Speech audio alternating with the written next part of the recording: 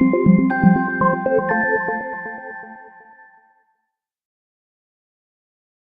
Jewish mom. Last week I got some amazing news from a dear friend that her 38-year-old sister-in-law had just gotten engaged. And this is someone, this her sister-in-law is someone that I know, that I'm acquainted with probably for about 20 years. This husband and wife are very close friends of ours. And so the sister-in-law, I know her since she's a teenager. And lovely, lovely person, and I'm so happy for her. But so this past Shabbat, I was speaking with her, with the happy sister-in-law of the 38-year-old Kala. And I asked her, I said, so who is the lucky guy? She said, well, he's a teacher. He lives in the north of Israel, and he's 39 years old. And I said, wow, so how did they meet? So she said, well, I'll tell you the truth. My sister-in-law actually dated this guy 5 years ago. But more recently, and basically, like, they went out, and I think that the sister-in-law said this isn't going to work, and broke things off. So more recently, a matchmaker asked this new Kala, asked her, so over the last, however 20 years, not 20 years, but 18 years you've been dating, has there ever, like, she said, I want you to think back and think if there's anyone who now you could reconsider and think, maybe actually that could work. And she said, actually, there was that guy from the north of Israel. So basically, when I heard this story, it kind of broke my heart, because I thought, 5 years, about like 5 years, she's been on her own, and I've spoken with her several times. Like, it's really, really not easy. Like, she's really been suffering for the last 5 years, like waiting to get married and searching for for her husband. And really, she could have married him 5 years ago you know so I was kind of thinking about this idea, like, what's up with those 5 years? Was that just like for nothing, those 5 years? And I was reminded of something I've just gone through recently in my own life. So I starting around this past Passover, I started experiencing like a certain medical issue. So basically, like, the months passed and months passed, and the medical issue wasn't getting better; it was getting worse. And so I went to one doctor, and I said to this doctor, maybe I should do this. And she said, no, no, no, no, no, no, you shouldn't do that. Okay? I thought, okay, she's the doctor. She said that. So a few weeks later, that was in August. Then a few weeks later, I went to another doctor, and I said, maybe I should do this. And he said, no, no, no, no, you're going to manage just fine on your own. You don't need anything. You're going to be just fine. You're just fine on your own. You don't need that. Okay. So basically what happened was, finally, I found a doctor who actually agreed with what I thought I should do. And Baruch Hashem, as of Chanukah, my medical issue has become a thing of the past. And Baruch Hashem, like, all this anguish that I had, all this, like, really suffering I had over this certain medical issue, has just evaporated.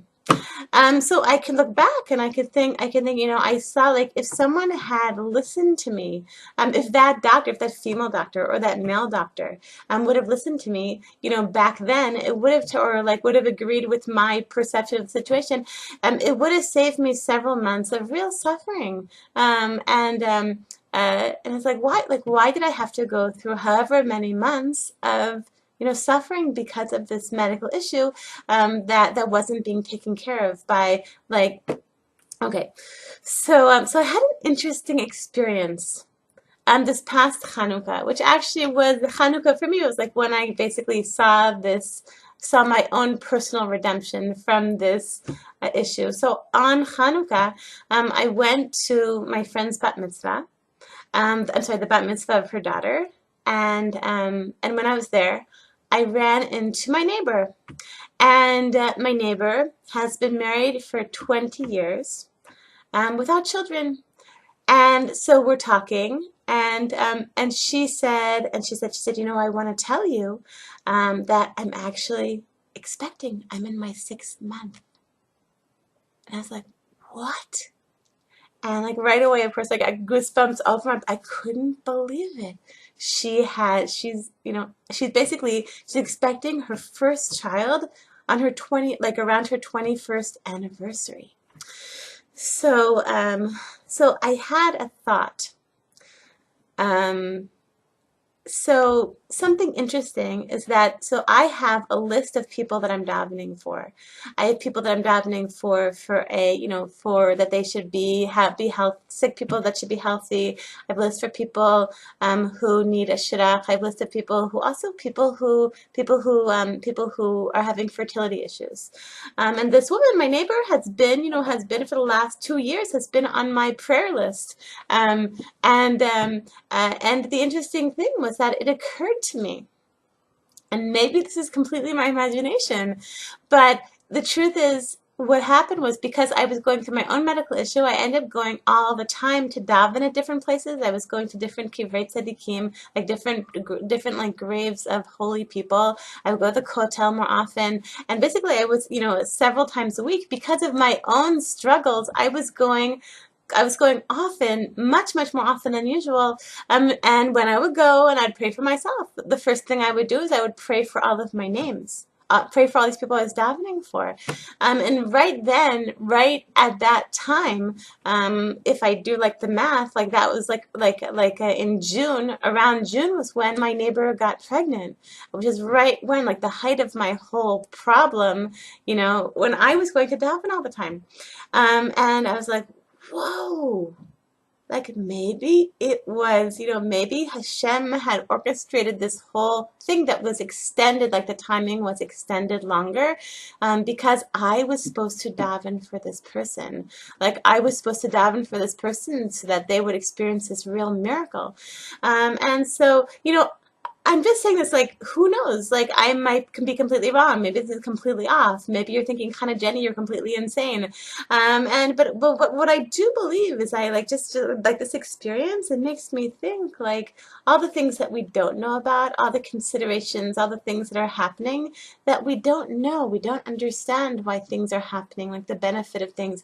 When I was living in our old neighborhood in Nachlaot, those of you who have been watching these pep talks for several years certainly remember that for 4 years, basically we lived in Nachlaot for 20 years. For the last 4 years, we found out that a large group, quite a few of our formerly trusted neighbors were actually child molesters, and we were living in a certain area of Nachlaot, which is really quite overrun with child molesters, and it was really a horrifying situation. We were being not only like kind of the threat we felt to our children. We had to be so careful with our children. We're like keeping our children all the time under lock and whatever. What do you say? Lock, key, and whatever. Keeping them behind a locked door and always watching them and it was so stressful. But even for us personally, it was like always feeling like they were like these terrible people, these very sick people were harassing us and threatening us and really made our lives quite miserable for our last 4 years in the neighborhood. It was definitely one of the most difficult, those last 4 years were definitely one of the most difficult experiences I ever went through.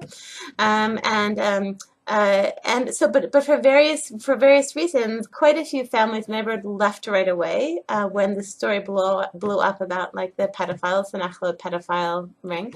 But we actually stayed for a few more years for various reasons, and so the book that really got me through that very challenging period was a book by Rabbi Shalom Arush called The Gates of Gratitude. And I think that if anyone's going through a difficult test in their lives, I would highly recommend this book, Gates of Gratitude. So basically, he has a basic theory, which is that people, when you're going through a test, you should try and figure out. He says everything that happens is God's kindness, and so when you're in a challenging situation, you should try and see God's kindness in the situation. And if you try and find God's kindness within even the most challenging situations, then you will see miracles. Then you will be relieved. You will be taken out of this difficult situation. Um, and so that was what I did. Like for 4 years straight, every single day, I read this book 5 times over. I think when I was in that when I during over the last 4 years, and every day I would make up a list in my mind. I'd make up a list of maybe it's like around 10 reasons why I was thankful that I had to be living through this hell that we were living through as a family, and and some of them I wrote out one of them. I think the first one that I wrote out, which is when it was like the most dark, like we didn't eventually 3 of the people involved were put for like long prison sentences into like jail, which is and we saw other miracles that happened over the course of those 4 years. Unfortunately, there's still many pedophiles still living in Nachlot, especially where we used to live. But so basically, the darkest time, I wrote this list of 10 reasons why I was thankful that I had to be living through this absolute hell. And I felt like I was so forcing it. It felt so silly, like I had to be like making up reasons. It felt like almost like I was forcing myself to make up these kind of far-fetched reasons why I actually trying to think of like why it was actually a good thing, why this was actually a sign of God's kindness.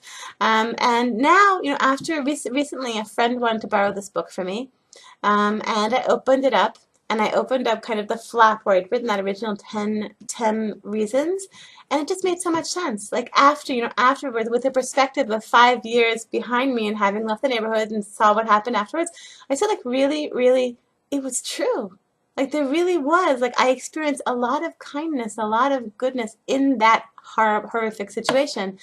And so I think like the trick though is when you're going through it, when you're this sister-in-law, the 39-year-old Kala, when you're in it, it's like this is the ultimate challenge. When you're in the Nisayon and you're waiting, and I'm like in Nachlot for 4 years and just trying, like waiting, like just wishing that we could get out as soon as possible, but for various reasons being stuck there. Just I think the key, and in conclusion, I think like the key, like to getting through these tests, is just realizing like when you are in it, like somehow trying to do that, trying to see God's kindness within this difficult situation.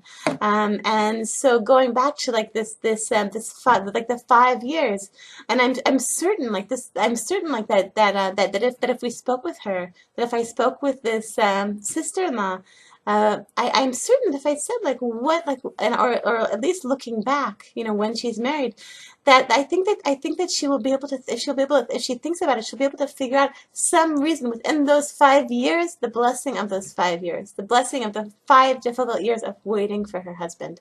So I want to bless all of us who are waiting for a Yeshua, all of us. I think everyone is waiting for a Yeshua in some area of their life or another. I think I want to bless all of us, and we should be able to see God's kindness. Rabbi Imima once said, it's like the kindness within the Nisayon, the chesed within the Nisayon, that we'll be able to see the kindness, Hashem's whisper within the difficult situations, and that not only should it make it easier for us to get through, but also, as Rav Arush teaches, that it should actually bring the end of the Nisayon. I want to bless all of you Jewish ones with an amazing